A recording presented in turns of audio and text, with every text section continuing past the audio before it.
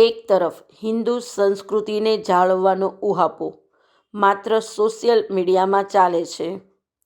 ચિન્મય મિશનથી પ્રેરાઈને શ્રીમદ ભાગવત ગીતાને જીવનમંત્ર બનાવનારા શ્રી રીટાબેન કોટક બાળકોને બચપનથી ભાગવત ગીતાના પાઠ શીખવવાનું કાર્ય છેલ્લા 1 દશકાથી કરી રહ્યા છે. વાઘાવાડી રોડ પર પોતાના ઘરે જ બાળકોને ભાગવત ગીતાનું શિક્ષણ આપે છે.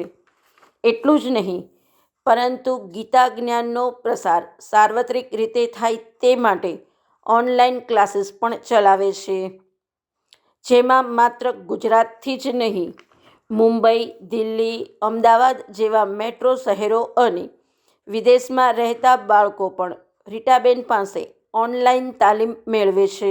ગીતા જયંતિની ઉજવણીના ભાગરૂપે આજે બાળકોને બગીમાં ફેરવવાનું આયોજન કરવામાં આવ્યું હતું. કૃષ્ણ અને અર્જુનની વેશભૂષામાં સજ્જ બાળકોએ બગીમાં બેસી ગીતાના શ્લોકનું પઠન કર્યું હતું.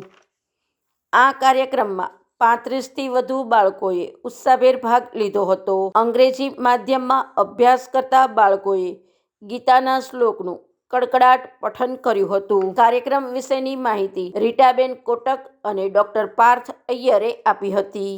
11 તારીખે ગીતા જયંતિ છે, પરંતુ બાળકોને સ્કૂલ હોવાથી મેં આજે 8 તારીખે ગીતા જયંતિ સેલિબ્રેશનનો પ્રોગ્રામ રાખ્યો છે. અને અર્જુન બગી એટલે બાળકોને ખ્યાલ આવે કે કૃષ્ણ ભગવાને અર્જુનને ઉપદેશ બંને મહાભારતના યુદ્ધમાં રાખ્યો હતો, અને ત્યારે અર્જુને કીધું હતું ભગવાને કે મારો રથ બંને સેનાની વચ્ચે રાખો. એટલે આજે મેં બાળકોને બોગીમાં બેસાડ્યા અને કૃષ્ણ અને અર્જુન બનાવ્યા, અને અમે આખા ભાવનગરમાં બધે રાઉન્ડ કર્યા અને દરેક બાળકોએ ગીતાનો સરસ મજાનો ઉપદેશ, કૃષ્ણ ભગવાન અર્જુન શું પૂછે છે અને ભગવાન શું જવાબ આપે, આ બધા જ ઉત્તરો બાળકોએ મને ખૂબ સરસ આપ્યા. અને આજે અમે બાળકોને ખૂબ સરસ આનંદ કરાવ્યો છે અને ગીતા જયંતિનું સેલિબ્રેશન અમે લોકોએ ખૂબ સરસ કર્યું છે.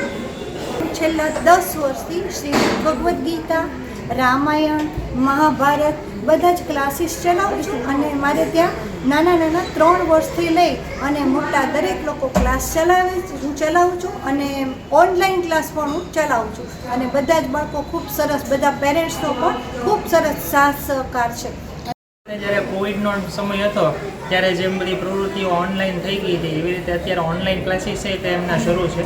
એટલે થ્રુઆઉટ ગુજરાત, અને અમુક વિદ્યાર્થીઓ ગુજરાત બહારથી અને અમુક કેનેડા અને ઓસ્ટ્રેલિયામાં જ એમના સ્ટુડન્ટ્સ છે.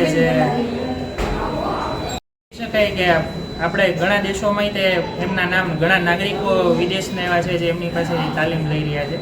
ઓસ્ટ્રેલિયા, કેનેડાના અમુક છોકરાઓ વિદ્યાર્થી છે. અને મોટી ઉંમરના રીતે જે ડિસ્ટન્સથી જે લોકોનો વર્ક શેડ્યુલ વીકેન્ડમાં ફિટ નથી થતું, એ લોકો તે ફોન દ્વારા ગુજરાતમાં સુરત, કચ્છ, ગાંધીધામ સુધી એમના સ્ટુડન્ટને માર્ગદર્શન પૂરું પાડે છે.